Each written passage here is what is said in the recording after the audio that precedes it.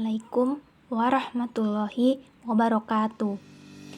Kami dari kelompok 5 mata kuliah tafsir ayat yang beranggotakan 1. Nabila Jihan Rahmawati dengan NIM 205231288. Yang kedua, Rizky Aliwardani dengan NIM 205231303. Yang ketiga, Dian Rahmawati dengan NIM 205231312. Yang keempat, Khotifah Hidayati dengan NIM 205231317. Kita akan membahas materi tentang ujrah dan ijarah. Pengertian ijarah. Ijarah berasal dari bahasa Arab yang memiliki makna imbalan atau upah sewa jasa. Dalam konteks perbankan, ijarah adalah pemindahan hak guna suatu barang dengan pembayaran biaya sewa tanpa diikuti pemindahan kepemilikan atas barang tersebut. Dalam arti luas, ijarah bermakna suatu akad yang berisi penukaran manfaat sesuatu dalam jalan memberikan imbalan dalam jumlah tertentu. Hal ini sama artinya dengan menjual manfaat sesuatu benda, bukan berarti ain dan benda itu sendiri. Hanafiyah mengatakan bahwa ijarah adalah akad atas manfaat disertai imbalan. Hukum dasar ijarah. Ijarah dalam bentuk sewa menyewa atau bentuk upah mengupah merupakan kegiatan muamalat yang telah disyariatkan dalam Islam. Hukum asal ijarah menurut jumhur ulama adalah mubah atau boleh bila dilaksanakan sesuai dengan ketentuan yang telah ditetapkan oleh syara berdasarkan Al-Quran, hadis, dan ketetapan ilmu ulama. Dasar-dasar hukum yang memperbolehkan dengan adanya praktik akad ijarah adalah Al-Quran, As-Sunnah, dan Al-Ijma'.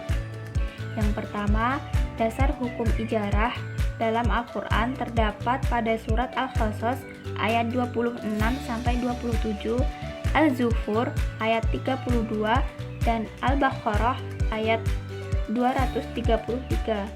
Yang kedua, dasar hukum ijarah dalam As-Sunnah terdapat hadis Allah Subhanahu wa Ta'ala berfirman, dan dari Sabit bin Ad-Daha bahwa Rasulullah Shallallahu Alaihi Wasallam melarang muzaroah dan memerintahkan sewa menyewa. Hadis riwayat Muslim. Dasar hukum ijarah dalam ijma'. Umat Islam pada masa sahabat telah berijma' bahwa ijarah dibolehkan sebab bermanfaat bagi manusia. Selain bermanfaat bagi sesama manusia, sebagian masyarakat sangat membutuhkan akad ini karena termasuk salah satu akad tolong-menolong. Rukun dan syarat. Rukun ijarah menurut Hanafiyah, rukun ijarah yaitu ijab dan qabul dari kedua belah pihak yang bertransaksi.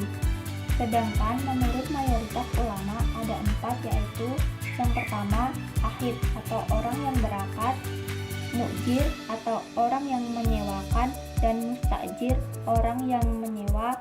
Yang kedua sikhat atau ijab dan qabul. Yang ketiga upah atau uang sewa imbalan. Yang keempat manfaat barang yang disewakan atau jasa dan tenaga seseorang yang bekerja. Syarat ijarah.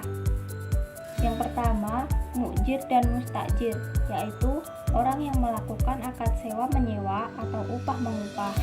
Yang kedua, sikhat atau merupakan ahad atau ucapan pernyataan yang dilakukan saat akad yang terdiri dari ijab dan qabul antara mu'jir dan mustajir. Yang ketiga yaitu ujrah, adalah upah atau ganti atas pengambilan manfaat barang atau tenaga orang lain. Yang keempat, ma'hud alaih atau barang atau manfaat. Macam-macam ijarah. Ijarah terdiri dari 2 macam, yakni yang pertama, ijarah atas ain atau benda, artinya menyewa manfaat benda yang kelihatan. Yang kedua, ijarah di atas pengakuan akan tenaga, yaitu mengupahkan benda atas untuk dikerjakan. Menurut pengakuan si pekerja, barang itu akan diselesaikannya dalam jangka waktu tertentu menurut upah yang ditentukan. Sifat-sifat dan hukum ijarah. Yang pertama, sifat ijarah. Ulama Hanafiyah berpendapat bahwa akad ijarah itu bersifat lazim atau mengikat, tetapi bisa dibatalkan secara sepihak apabila terdapat uzur dari salah satu pihak yang berakad, seperti salah satu pihak wafat atau kehilangan kecakapan bertindak hukum. Yang kedua, hukum ijarah. Hukum sahih ijarah adalah tetapnya kemanfaatan bagi penyewa dan tetapnya upah bagi pekerja atau orang yang menyewakan ma'fud alaih. Sebab ijarah termasuk jual beli pertukaran hanya saja dengan kemanfaatannya. Berakhirnya akad ijarah. Yang pertama, terjadinya aib pada barang sewaan. Yang kedua, rusaknya barang yang disewakan. Yang ketiga, waktu yang disepakati dalam ijarah telah berakhir. Yang keempat, karena terjadi uzur atau berhalangan. Ujrah. Pengertian ujrah berasal dari kata al-ujru wal ujratu yang memiliki arti upah atau upah dalam sewa menyewa.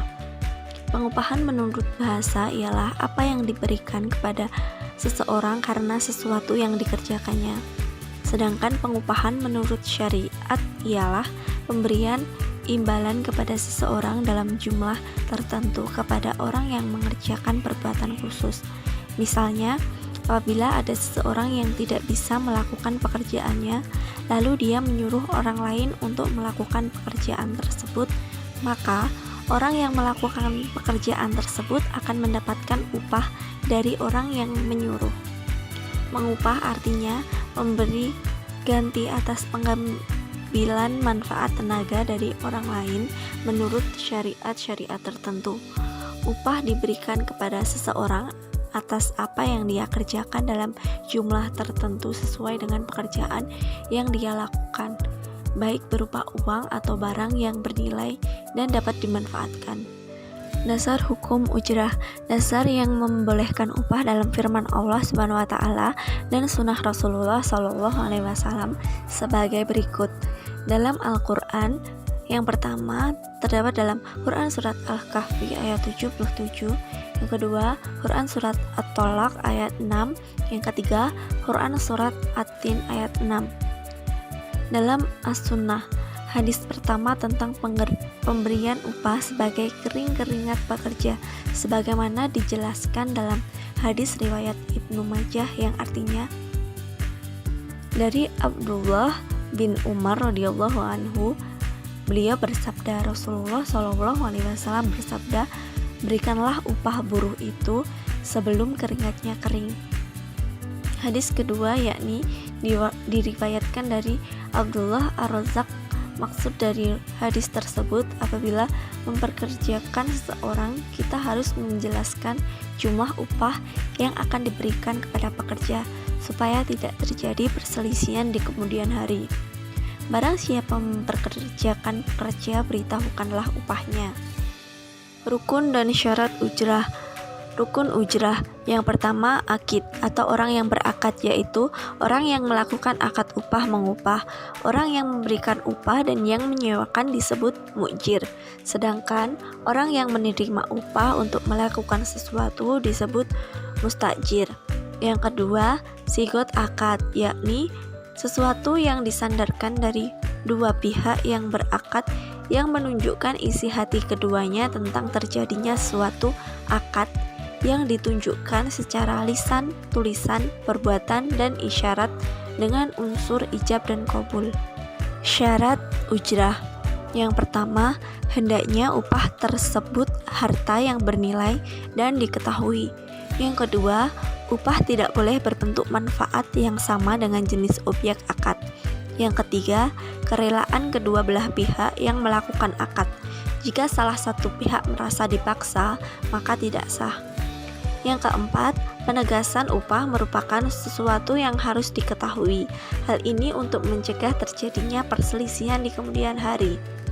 Yang kelima, upah haruslah dilakukan dengan berakad dan juga penyerahannya dilakukan selesai pekerjaan, kecuali jika telah disyaratkan upahnya harus dibayar pada saat akad. Yang keenam, objek akad atau manfaat harus diketahui sifatnya guna menghindari perselisihan. Macam-macam ujrah. Yang pertama, upah menyusui anak menurut As-Sahiban atau dua murid Abu Hanifah dan ulama Syafi'iyah.